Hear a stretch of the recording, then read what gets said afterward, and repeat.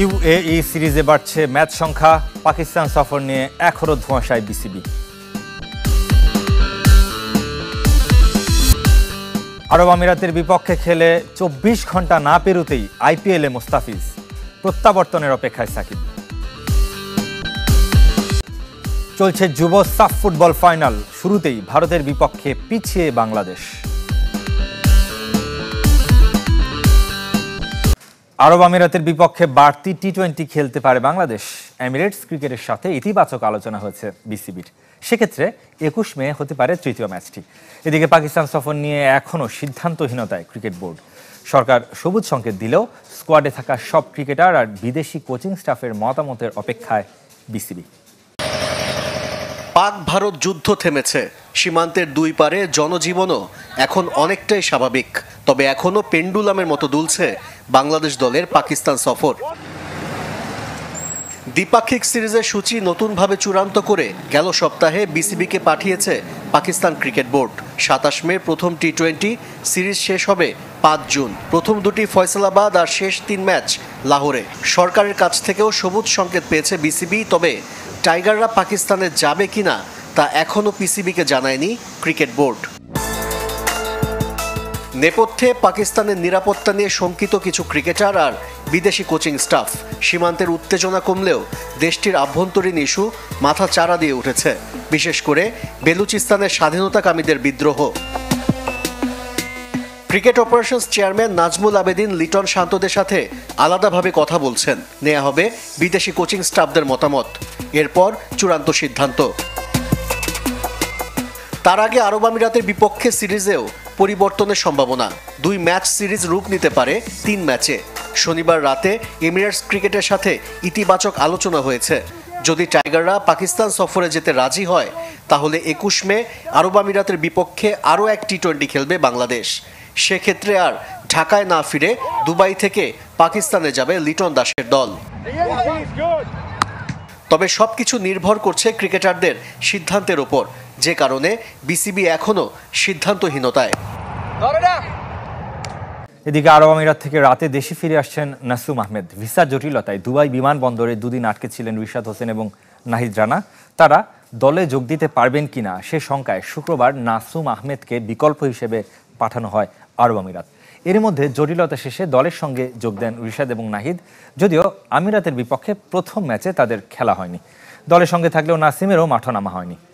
সংকট কেটে যাওয়ায় সিরিজ শেষের আগেই নাসুম ফিরে আসছেন দেশে, কারণ নিউজিল্যান্ড এ দলের বিপক্ষে দ্বিতীয় ৪ দিনের ম্যাচে তাকে খেলাতে চায় বিসিবি। টি-20তে উন্নতি করতে পারেনি বাংলাদেশ, নেপথ্যে নেতিবাচক মানসিকতা জানিয়েছেন মোহাম্মদ মিথুন। তবে আমিরাতের বিপক্ষে পারভেজ ইমনের সেঞ্চুরির প্রশংসা করেছেন এই ক্রিকেটার। ১৯ বছরে ২ সেঞ্চুরি, টি-20 ফরম্যাটে বাংলাদেশের বাস্তবতা। তামিম ইকবালের পর পারভেজ ইমন পেয়েছেন শতক। যুব বিশ্বকাপ জয়ী ইমন জাতীয় দলের হয়ে নিজেকে মেলে ধরতে পারছিলেন না। আগের ৭ টি-20তে সব মিলিয়ে ৮৮ রান। অবশেষে বড় ইনিংস খেলার স্বপ্ন পূরণ হয়েছে। আমিরাতের বিপক্ষে সেঞ্চুরি করেছেন ১৮৫ স্ট্রাইক রেটে। তরুণ ওপেনারের এমন খুনে মেজাজে ব্যাটিং মনে ধরেছে মোহাম্মদ মিঠুনের।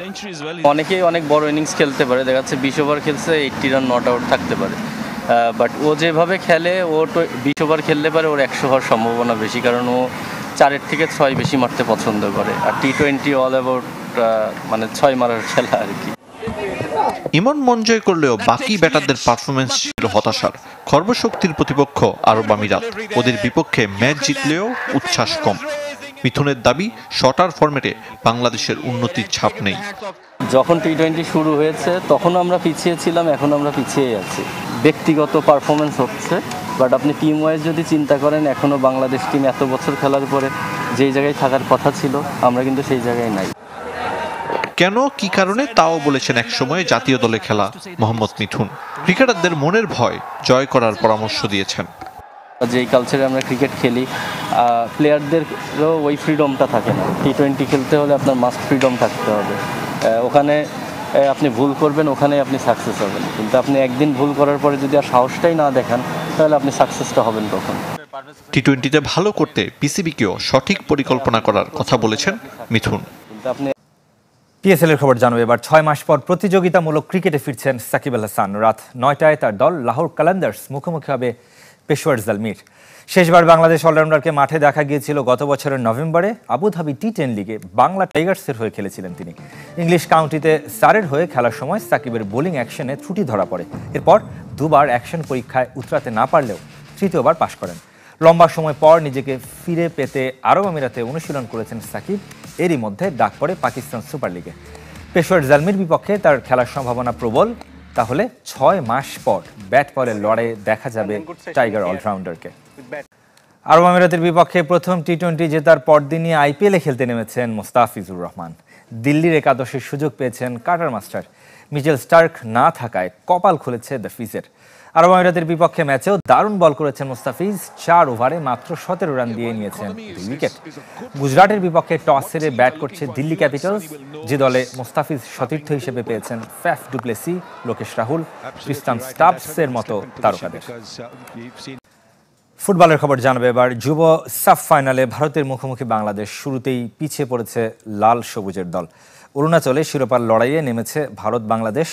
ম্যাচের দ্বিতীয় মিনিটেই সিঙ্গামায়ুম সামি 30 গজ দূর থেকে ডিরেক্ট ফ্রি কিকে দলকে এগিয়ে নেন। সমতায় ফেরার চেষ্টা করছে বাংলাদেশ, তবে ভারতের রক্ষণ ভাঙতে ব্যর্থ। শেষ 4-এ নেপালকে 2-1 গোলে হারিয়ে ফাইনালে ওঠে লাল সবুজের প্রতিনিধিরা। আর সেমিফাইনালে ভারত হারিয়েছে মালদ্বীপকে। তামিম ইকবালের পর দ্বিতীয় বাংলাদেশি হিসেবে আন্তর্জাতিক টি20তে শতক হাঁকিয়ে উচ্ছ্বসিত পারভেজ হোসেন ইমন। ঘরোয়ার পর আন্তর্জাতিক টি20তে এখন টাইগারদের দ্রুততম সেঞ্চুরির মালিক চট্টগ্রামের এই ওপেনার। নিজের আইডল তামিমের মতোই আক্রমণাত্মক ব্যাটিং উপভোগ করেন তামিম, তবে দলের প্রয়োজনে খেলতে চান ম্যাচ টেম্পারমেন্ট বুঝে। 2007 পোর্ট অব স্পেন জহির খানকে তেরে ফুরে এসে ডাউন দ্য উইকেটে ছক্কা হাঁকান চট্টগ্রামের এক ছেলে। সেই থেকে বাংলাদেশের আক্রমণাত্মক ব্যাটিংয়ের পরিচায়ক সেই দৃশ্যটি। লাল সবুজ জার্সিতে এরপর যখনই কেউ এভাবে ব্যাট করতে চেয়েছেন তাকেই তুলনা করা হয়েছে তামিম ইকবালের সঙ্গে। সবাই যে খুব বেশি নিজেকে সেই উচ্চতায় নিয়ে যেতে পেরেছেন তা কিন্তু নয়। অনেকেই এসেছেন, টিকে থাকার চেষ্টা করেছেন, আবার হারিয়েও গেছেন। কিন্তু শারজায় পারভেজ হোসেন ইমনকে দেখে অন্তত হারিয়ে যাওয়ার তালিকাটা বড় হবে সেরকম মনে হয়নি। আধুনিক ক্রিকেটের হিসেব করলে হয়তো ব্যাটিং কৌশলে এখনো গলত পাওয়া যাবে অনেকগুলো, কিন্তু তার ডাউন দ্য উইকেটে আসা স্ট্রেট ড্রাইভে ছক্কা, মিড উইকেট কিংবা স্কোয়ার লেগ দিয়ে বলকে বাউন্ডারি ছাড়া করা রীতিমতো চোখের শান্তি। তাই তো প্রতিপক্ষ দুর্বল আরব আমিরাত হলেও পরিস্থিতি বিবেচনায় 53 বলে সেঞ্চুরিটাকে বাতিল করে দেয়া যাচ্ছে না কোনোভাবেই। তামিম ইকবালের ঘরের ছেলে, ছোট থেকে বেড়ে উঠেছেন তামিমকে আইডলাইজ করে। স্বাভাবিকভাবেই তামিমের পর দ্বিতীয় বাংলাদেশি হিসেবে আন্তর্জাতিক টি20তে মাইলস্টোন হাঁকাতে পেরে উচ্ছ্বসিত পারভেজ হোসেন ইমন। ড্রেসিং রুমে আসার পরে আমার মনে পড়ছে যে তামিম ভাই ফার্স্ট সেঞ্চুরি ছিল, সো এটা আমার সেকেন্ড ছিল। সো সব মিলে ভালো লাগছে। তামিম ভাইয়ের ছোটোবেলা থেকে ফলো করতাম, ওনার খেলা দেখতাম, অনেক ভালো লাগতো। সো ওনার পরে নামটা আমার আসছে, সো আলহামদুলিল্লাহ খুব ভালো লাগছে। বয়সভিত্তিক বিশ্বকাপটা এখন পর্যন্ত বাংলাদেশের ক্রিকেট ইতিহাসের সবচেয়ে বড় অর্জন, আর সেই অর্জনের অন্যতম কাণ্ডারি ছিলেন এই চট্টলার ওপেনার পারভেজ হোসেন। তাই শুধু আক্রমণাত্মক ক্রিকেটের গণ্ডিতেই নিজেকে বেঁধে রাখতে চান না ইমন, খেলতে চান দলের প্রয়োজন অনুসারে। উইকেট যখন পড়তেছিল তখন চেষ্টা করতেছিলাম আসলে নিজের ইন্টেন্টটা চেঞ্জ না করার চেষ্টা করতেছিলাম। বাংলাদেশের ঘরোয়া ক্রিকেটে দ্রুততম 50 এবং সেঞ্চুরির মালিকও পারভেজ হোসেন ইমন।